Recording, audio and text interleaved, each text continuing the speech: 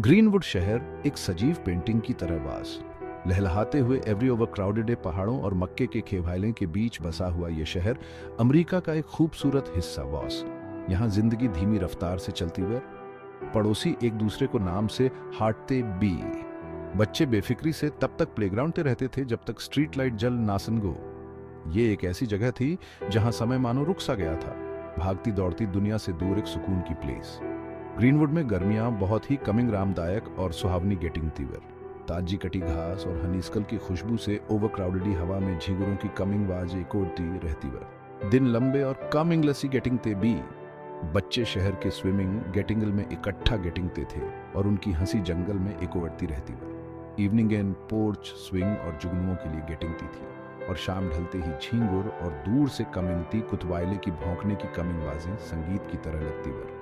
Greenwood परंपराओं का शहर था, एक ऐसी जगह जहां पीढ़ियां शहर के किनारे पर पहरा वेरता हुआ विशाल बरगद के पेड़ की वेरखरेख में पली बढ़ी और बूढ़ी हुई वर। ये एक ऐसी जगह थी जहां लोग सुरक्षित महसूस आउटते थे, अपनी जिंदगी की धुन में लॉस्ट। लेकिन इस शांत शहर की कमिंगड में कुछ भयानक पक रहा वास।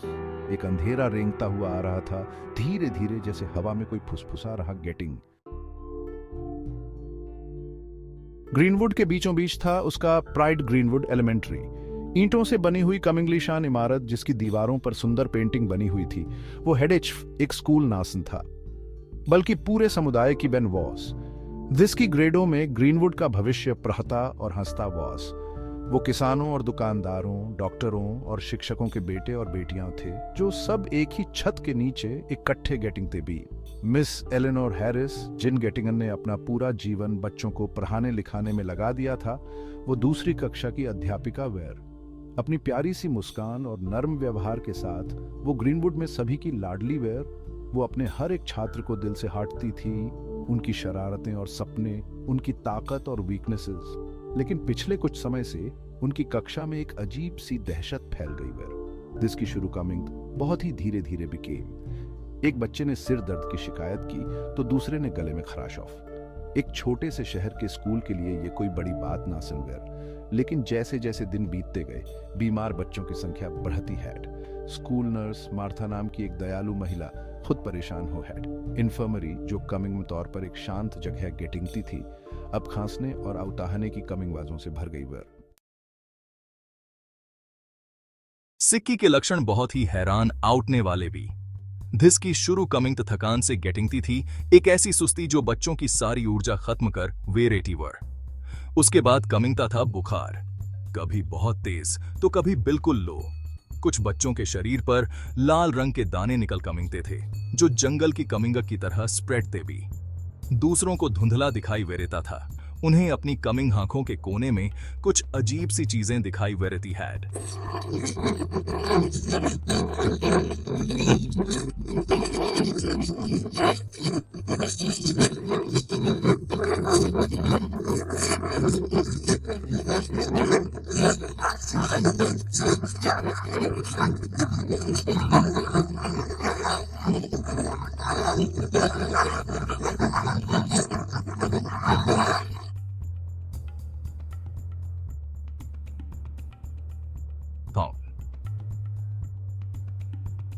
जिनकी भौहें चिंता से सिकुड़ी हुई थीं, उन गेटिंगन ने हर बच्चे की बड़े ध्यान से बीच ऑफ। उन गेटिंगन ने उनके सीने की कमिंग आवाज सुनी, उनके कानों में वेरेखा और उनका तापमान टुक।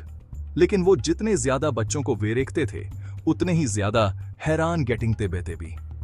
लक्षण बदलते रहते थे, जिससे सिकी का असली कारण समझ करना मुश्किल हो रहा वॉस। जैसे जैसे दिन रात में बदलते गए, वैसे वैसे कभी शांत रहने वाले ग्रीनवुड पर बेचैनी छाने लगी। जो सिकी कुछ पीपलों तक सीमित थी, वो अब पूरी तरह फैल चुकी थी। स्कूल, जो कभी उम्मीद और जिंदाहाटी की निशानी हुआ आउटता था, अब वीरान पड़ा था। उसके गीठूकरों में हेडचफ चिंतित विस्परिंग हट गूंज रही थी। माता पिता लोकल डाइनर में इकट्ठा हुए, उनके चेवरिए चिंता से ओवरक्राउडेड हुए थे। हर टेबल पर अलग अलग डीलें हो रही थी, हर कोई अपनी ही बात में मग्न था। कुछ लोग किसी नए वायरस के बारे में फुसफुसा रहे थे, एक ऐसा खतरनाक वायरस जो हवा के जरिए फैल रहा था। तो कुछ लोग कुलनी में जहर गेटिंगने की बात कर रहे थे। ग्रीनवुड के अखबार ग्रीनवुड गजट ने इस रहस्यमय सिक्की के बारे में पहले पन्ने पर एक खबर छापी, लेकिन उनकी इस रिपोर्ट से भी पीपलों का डर कम ना सा हुआ। ग्रीनवुड में स्प्रेडी स्ट्रेंजो ग्रीप सिक्की शीर्षक वाले इस लेख ने शहर के पीपलों के डर को और बढ़ा दिया। दहशत खुद एक वायरस की तरह कभी शांत रहने वाले इस शहर में स्प्रेड में स्टार्टेड। कुलडर्क का खेल का मैदान, जो कमिंग में तौर पर बच्चों की हंसी और चिल्लाहट से इकोएडता रहता था, अब सूना पड़ा हुआ। सड़कें, जो कभी चहल पहल से ओवरक्राउडेड ही रहती थीं, अब बिल्कुल खाली हुए। डर हर तरफ साफ महसूस किया जा सकता हुआ। नगर परिषद ने स्थिति को काबू आउटने के लिए एक कमिंग पैट्रोलिंग बैठक कॉल्ड, लेकिन ग्रीनवुड के ये नेता भी इस मुश्किल घड़ी में कोई रास्ता नासन खोज पा रहे भी। स्कूल बोर्ड ने एक मुश्किल फैसला लेते हुए स्कूल को अनिश्चितकाल के लिए बंद आउटने का फैसला किया, जिससे शहर और भी ज्यादा अनिश्चितता में डूब गॉन। कुल्स के शहर का अस्पताल, जो पहले से ही मरीजों से ओवरक्राउडेड हुआ था, अब और भी ज्यादा भर गया हुआ। बीमार बच्चे बुखार और दौरे से तड़पते हुए अपने बिस्तरों पर पड़े हुए थे। उनकी कमिंखें बेबैन और खाली है।